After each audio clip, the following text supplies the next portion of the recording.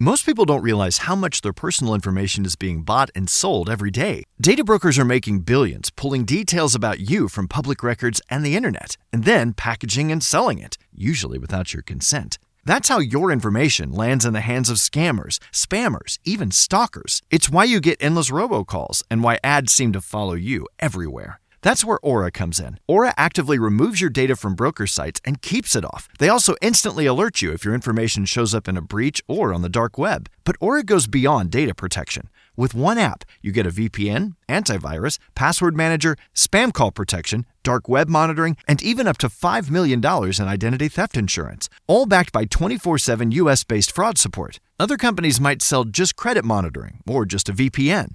Aura gives you all of it, together, at the same price competitors charge for just one service. Start your free trial today at aura.com/remove. Protect yourself now at aura.com/remove.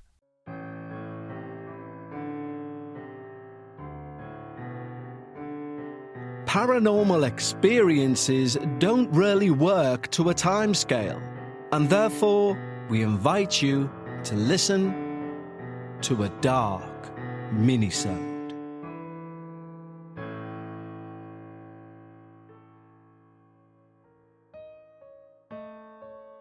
Hello everyone and welcome back to this week's installment of A Dark Minisode, our little midweek teaser before we get to our main course on Friday for the main episode of The Dark Paranormal. And this week's minisode has been provided to us by our listener Brianna. But before we get there, just a quick mention to say that although this has been a record-breaking season in regard to submissions for the show, we always want more. We used to, up to about maybe season 15, put a pause on submissions, but that's no longer the case. Even though we have the majority of our following season already worked out, we want everybody's paranormal stories that listen to the show. So the link is in the show notes, or you can go direct to thedarkparanormal.com and click on Submit My Experience. But right now, it's that time of the week where I ask you to find some time for yourself, go and get yourself a nice drink, and join me as we listen to The Game Entity. Hi Kev, long-time listener, first-time submitter. I've been listening to your podcast from the very beginning, and after listening for so long, I've decided it's finally time to submit my experience. You can use my name, but I've changed the name of my friends on the off chance they do hear this. I've told a handful of people this story, and I always get judgmental looks. Like, what happened was my fault. It wasn't. If anything, I was the lone voice of my friends saying we shouldn't be messing with these things. I live in the southern United States, in Texas, and this story takes place in 2016, while I was attending college in a small town.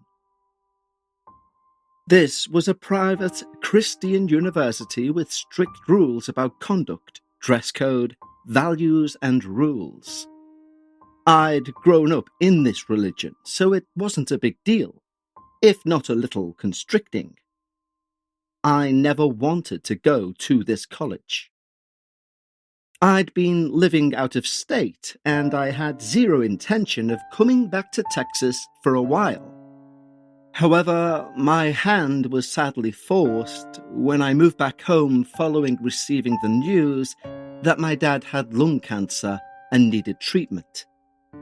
He wanted me to finish college, and I, reluctantly, promised to do so. It was pretty late in the summer, and the only school I could still get into was the one I knew of by reputation but didn't want to go. I had no choice though, not if I wanted to keep my promise to my dad. I was already in my mid-20s when I enrolled, and didn't think I would have anything in common with the mainly 18 and 19-year-olds that were roaming the campus. I was also hiding the fact that I was gay, as this went against the student code of conduct and made me feel even more isolated. However, I was blessed to find not only a close group of friends, but also people I didn't have to hide around. There was still an age gap between me and my friends, but nobody made a big deal out of it. I was living in the dorm since living off campus was stupid expensive, and I couldn't afford anything even with my campus job.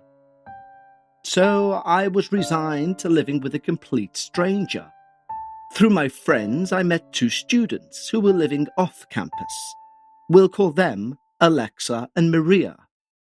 The house was small, 2 bedrooms, 1 bath, a kitchen, and a small living room.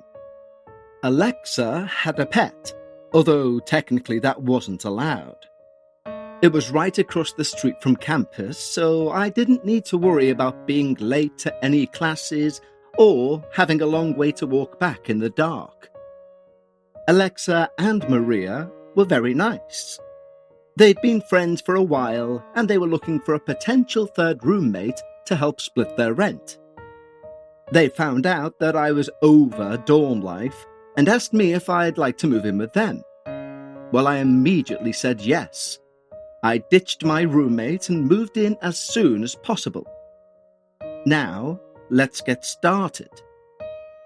One weekend night, me and a bunch of my friends all got together, as we usually did as we were all busy during the week. There was maybe 6 of us that night, and I don't know who it was, but someone brought out a board game. It was one of those escape from a haunted house games that seems harmless enough. But let me tell you, the moment I saw the cover of this game, I was filled with such an intense sense of dread. The vibe coming off that game was evil. I've always been obsessed with the paranormal. I grew up reading books with scary stories, listening to true ghost stories, watching movies, etc. My mum always warned me that if I bring anything into her house, she will kick me out and change the locks. I've seen Ouija boards in the store before and always walked right by them without any negative feelings. But looking at this game was completely different. I was afraid to even open the box. Everyone was super excited to start playing, except for me. I declared emphatically that I refused to engage with the game, and that we shouldn't even play it because it just didn't feel right. I was laughed at. Not in a mean way, but still.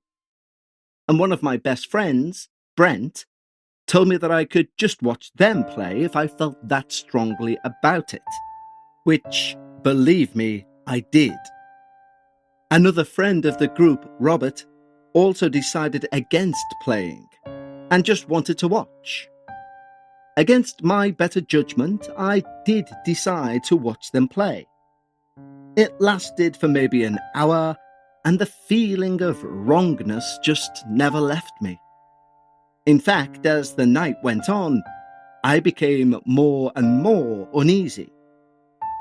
After the game ended and everyone was leaving, Alexa's pet suddenly starts acting very weird.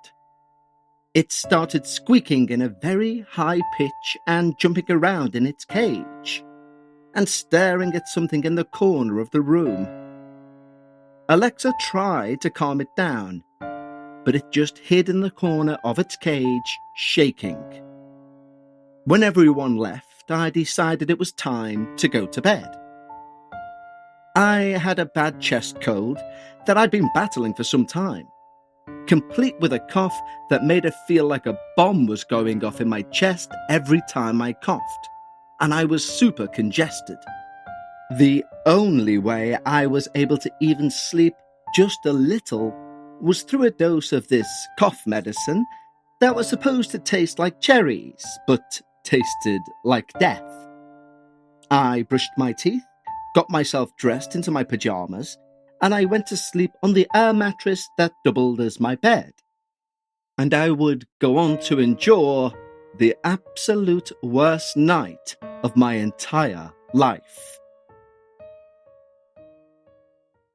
Okay guys, I need to talk to you about money. Why? Well, it's high on my agenda at the moment as I'm looking to move not just house, but country. So I have a money goal that I'm really striving to achieve. And let's just say, to say I've got somewhere to go is an understatement. But I'm trying not to fixate on where my money is now, because so many people are focused on where their money is today. Acorns is the financial wellness app that cares about where your money's going tomorrow. And something I think is wonderful that Acorns have is the Acorns Potential screen, so you can find out what your money is capable of. You guys know I've worked with Acorns for a while, and the reason I love working with them is because they take away the scare factor from investing. But in reality, investment and investing should mean the same for one person as it does for the next. Acorns is a smart way to give your money a chance to grow. It's easy. You can sign up in minutes and start automatically investing your spare money, even if all you've got spare change. Acorns is an all-in-one. No more finance apps cluttering up your phone. With Acorns, you can invest, save, and give your money a chance to grow in one trusted place. Sign up now and Acorns will boost your new account with a $5 bonus investment. Join the over 14 million all-time customers who've already saved and invested over $27 billion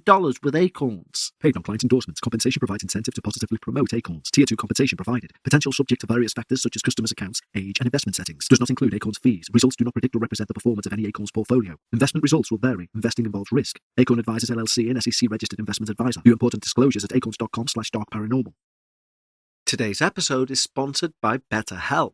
You may not know this, but May is Mental Health Awareness Month, and it's a reminder that whatever you're going through, you don't have to go through it alone. I know these adverts can feel like another paid voice just trying to sell a product to you, but I know the power of therapy as I'm in it myself. So I'm fully aware that some days feel good and others feel overwhelming, but whatever's keeping you up at night, it's easy to think that you have to figure it all out by yourself. And you probably think other people will cope with this much better than you, but the truth is no one has all the answers and no journey should be alone. Having someone with you to listen, to understand, to support you can make all the difference. And with it being Mental Health Awareness Month, it's an opportunity to check in with you and understand where you are right now. If you felt overwhelmed, stuck, anxious, unsure, those feelings are more common than we think, and we don't have to navigate them alone. A great thing BetterHelp do is the initial matching work for you so that you can focus on your therapy goals. A short questionnaire helps identify your needs and preferences, and their 12 plus years of experience and industry-leading match fulfillment rate means they typically get it right the first time. But if you aren't happy with your match, switch to another therapist anytime from their tailored recommendations. And having served over 6 million people globally, it clearly works. With an average rating of 4.9 out of 5 for a live session based on over 1.7 million client reviews. You don't have to be on this journey alone. Find support and have someone with you in therapy. Sign up and get 10% off at betterhelp.com. That's betterhelp.com. Most people don't realize how much their personal information is being bought and sold every day. Data brokers are making billions, pulling details about you from public records and the internet, and then packaging and selling it, usually without your consent.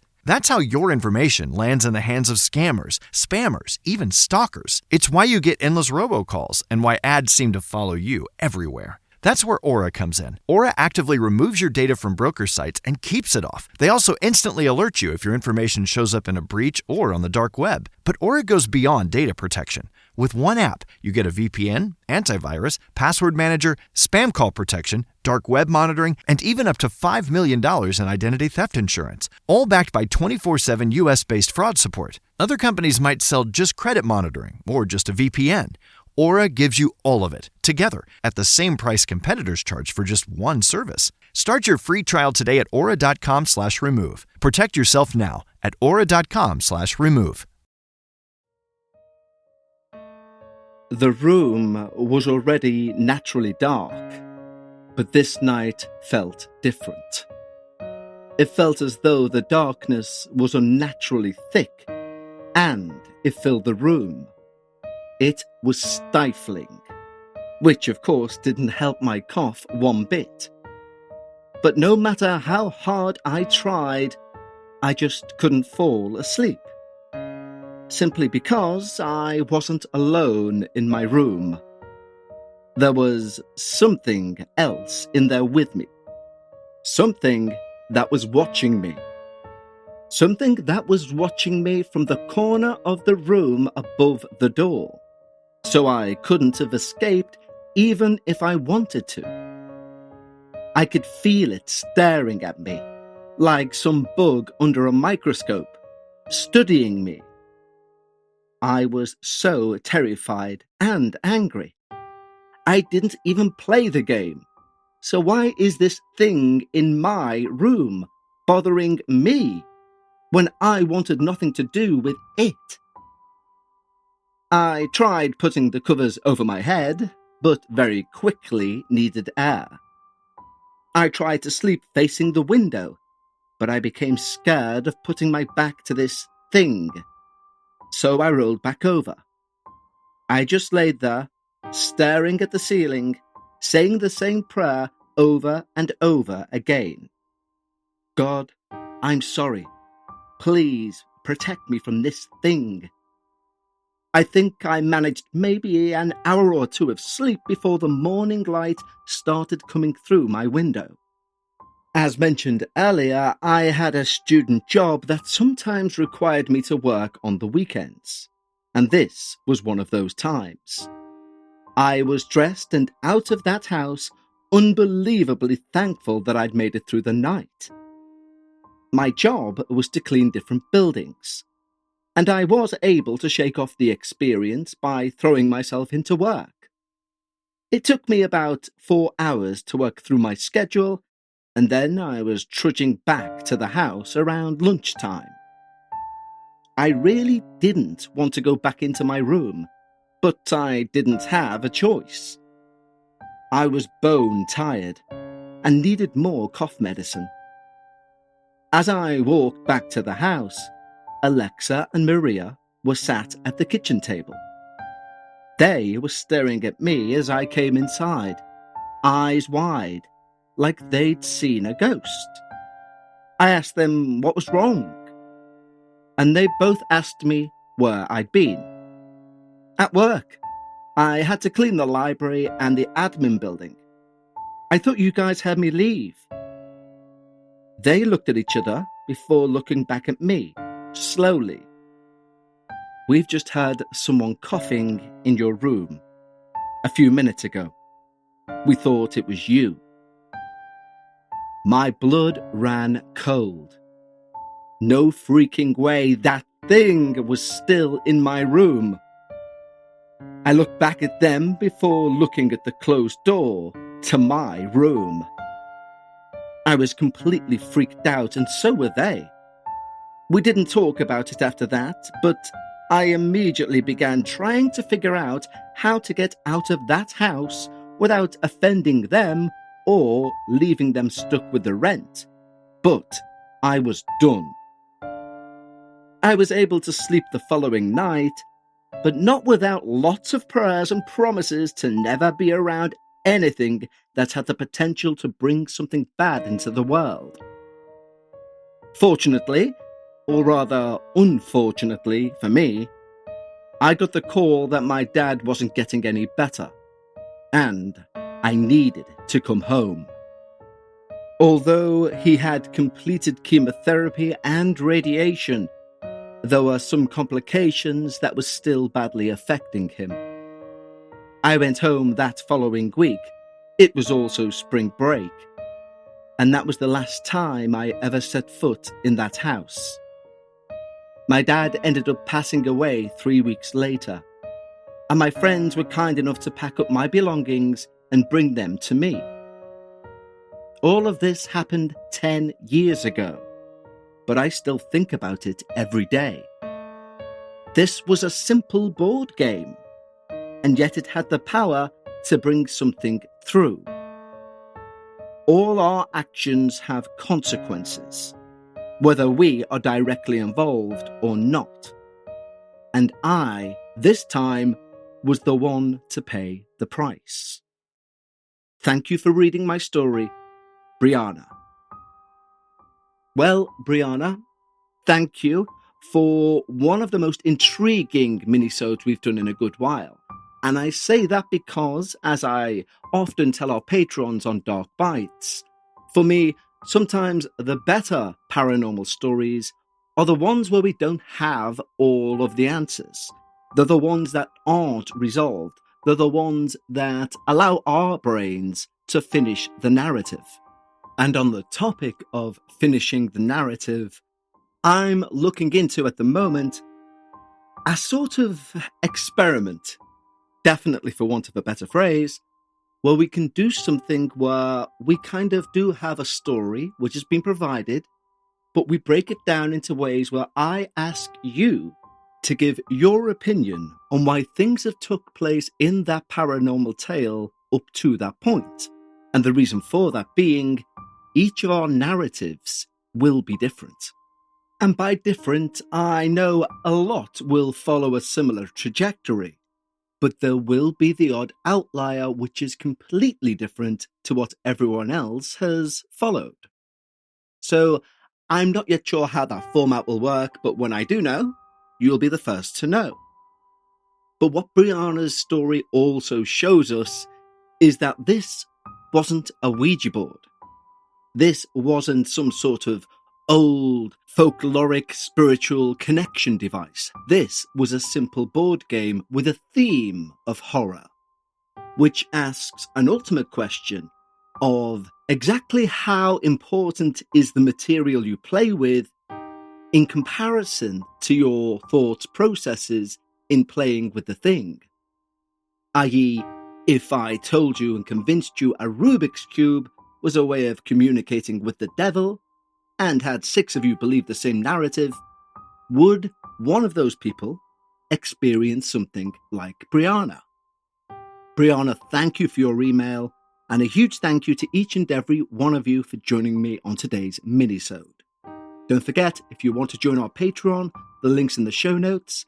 Our Patreons get early ad-free access. They can also get access to an hour a week of additional shows in the format of Dark Bites, where we take at least a 30-minute look at the shorter experiences sent through, and my stream of consciousness over what we've recently discussed in After Dark, and of course, access to the entire back catalogue of Dark Bites, now coming into well over 200 plus hours of Patreon-only heard experiences.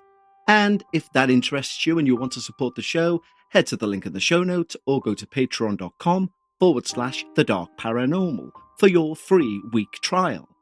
And of course, anyone can support the show simply by hitting subscribe wherever you're listening, leaving us a nice review, or simply sharing the show. But until Friday, stay safe and take care.